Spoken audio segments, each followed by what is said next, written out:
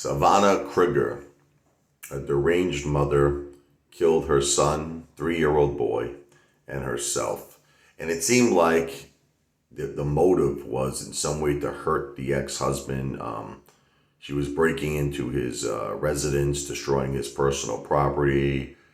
I think she destroyed her wedding dress. She shot bullet holes through their wedding pictures. All this time, she had an order of protection against him. I kind of feel really bad for this guy because he was saying, in his opinion, the law enforcement always takes the mother's side, and he feels the courts took the mother's side. They didn't want to hear him out. He was trying to tell them that she was deranged, and they didn't want to listen. They even gave her welfare, if you can believe it. They gave her welfare, and it was like, he's like, this woman is not to be trusted. And long story short, he was right, because ultimately she did a FaceTime with him, if you could believe this. And right before she killed herself and her child, she said, "Say goodbye to daddy."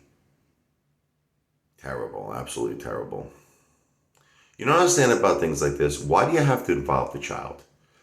If you're miserable, listen, I never tell anybody to commit suicide. Because I think it's the worst thing anyone could ever do. But I take that back now. It's better if they kill themselves and not kill their kid. You know what I mean? Like, why do you leave the kid out of it? Leave him out of it. You're miserable. Take the kid to his father's. You do what you got to do. I don't know what else to say. Why do they have to involve the child? That's why this is an innocent little boy who has his whole life, in front of him. And you're going to take that away from him because you're some nut job, some miserable psycho.